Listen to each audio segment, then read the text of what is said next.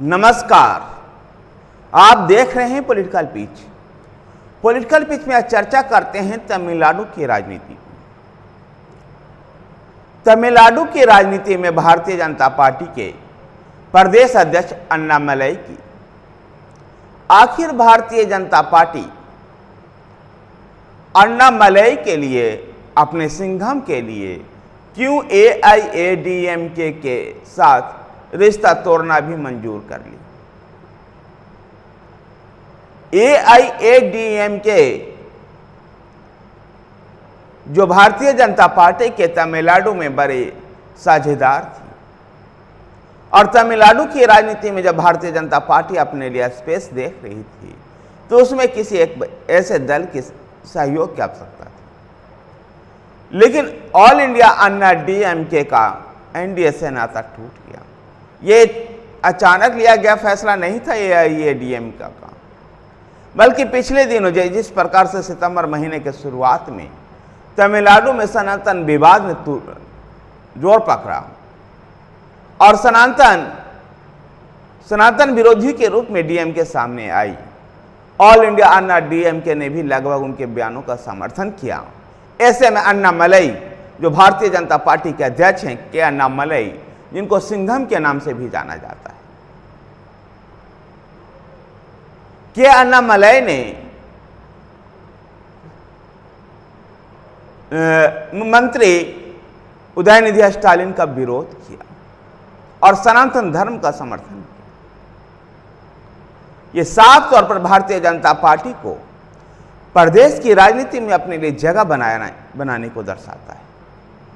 न केवल के अन्नामलई ने सनातन धर्म का समर्थन किया, बल्कि तमिल आइकॉन और तमिलनाडु के पूर्व मुख्यमंत्री सी अन्नादुरई की भी एक घटना को लेकर चर्चा की, और वो घटना 1956 की थी, जब किस प्रकार से उन्होंने सनातन धर्म के विरोध में बयान दिया था। उस घटना की भी उन्होंने चर्चा की, जिससे ईपीएस के नाम से जाने जाने वाले ऑल इंडिया अन्ना डीएमके के ई पनीरसेल्वम ने, ई पलानीस्वामी ने समर्थन वापसी का ऐलान कर दिया। गौरतलब है कि जयललिता के निधन के बाद ऑल इंडिया अन्ना डीएमके दो गुटों में बट गई थी पार्टी। इसको एकजुट करने में प्रधानमंत्री नरेंद्र मोदी की अहम भूमिका थी। लेकिन जब तक भारतीय जनता पार्टी के प्रदेश अध्यक्ष बी मुरुगन या अन्य रहे, जब तक ये गठबंधन चलता रहा, क्योंकि ये पार्टी के जो अध्यक्ष थे, पार्टी को, संगठन को और पार्टी को स्टैंड करने में कोई खास भूमिका नहीं निभा रहे थे।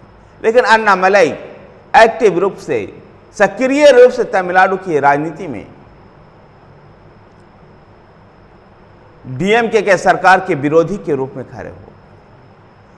विधानसभा में तो इतनी ताकत नहीं है भारतीय जनता पार्टी की, लेकिन सड़क पर जो डीएमके सरकार के जन विरोधी नीतियों का जो उन्होंने विरोध किया, इसको लेकर के तमिलनाडु में के अन्नामलई को भारी समर्थन मिल रहा है।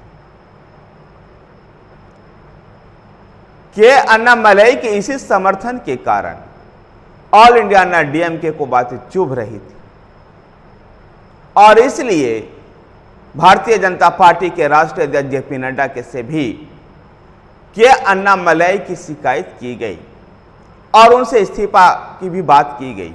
लेकिन Bharatiya Janata party all India अन्ना डीएमके के साथ संबंध तोड़ने मंजूर था, लेकिन अपने प्रदेश अध्यक्ष को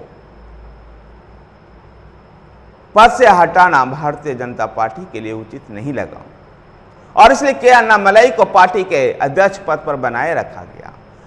गौरतलब है कि इन दिनों के अन्नामलई पूरे तमिलनाडु की यात्रा पर निकले हुए हैं।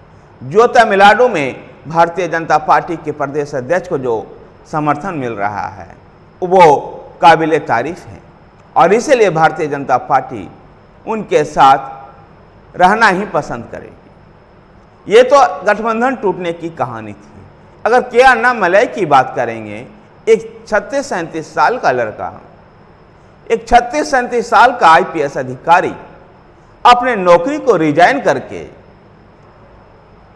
तमिलनाडु की राजनीति में सक्रिय होता है।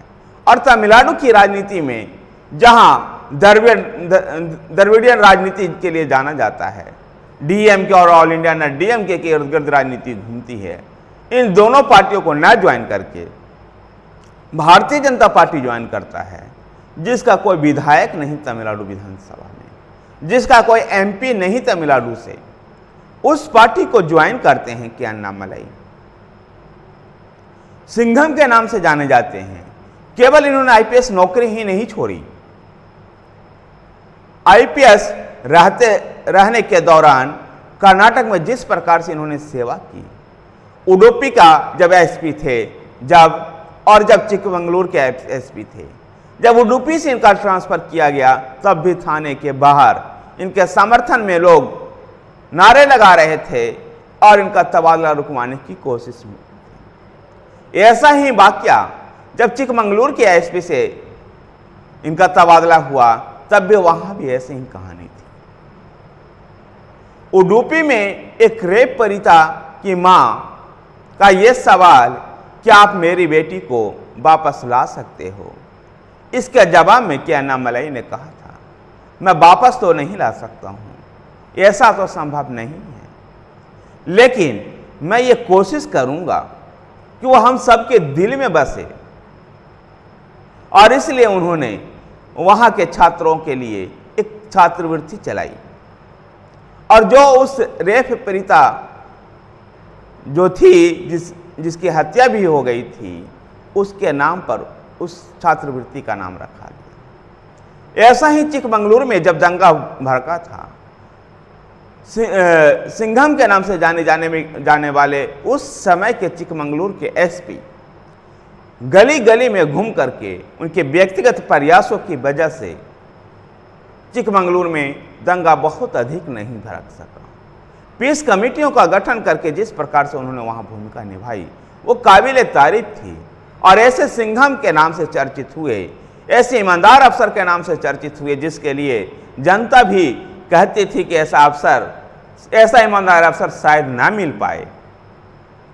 और उनको तबादले रुकवाने के लिए अपने क्षेत्र में बनाए रखने के लिए जनता भी चाहती थी। ऐसे आईपीएस नौकरी को छोड़ करके क्या अन्नामलाई अगर तमिलनाडु में भारतीय जनता पार्टी का दामन थामे हैं, तो निसंदेह क्या अन्नामलाई की एक योजना होगी, एक प्लानिंग होगी, जो नरेंद्र मोदी के व्यक्तित्व के साथ सूट करता होगा। और इसलिए कि अन्नामलाई अपने 37 साल के एक नेता के लिए भारतीय जनता पार्टी, जो तमिलनाडु में सबसे अधिक नेचुरली जो गठबंधन था जिसके साथ, और वाजपेयी जी के साथ समय से लगभग गठबंधन चल रहा था, उसके साथ गठबंधन तोड़ना भी मंजूर की, लेकिन अपने प्रदेश अध्यक्ष को बनाए रखी। तमिलनाडु की राजनीति में 2024 में कुछ संकेत मिल सकता है, लेकिन आने वाले दिनों में तमिलनाडु की राजनीति में कमल का फूल खिलेगा। और अटल बिहारी वाजपेयी की पंक्ति को अगर दोहराएं तो अंधेरा छटेगा, कमल खिलेगा, तमिलनाडु में भी संभव है। धन्यवाद साथियों। अगर आपको वीडियो पसंद आया है तो वीडियो को लाइक कीजिए, शेयर कीजिए। हमारे साथ बने रहने के लिए हमारे चैनल पॉलिटिकल पिच को सब्सक्राइब कीजिए। धन्यवाद।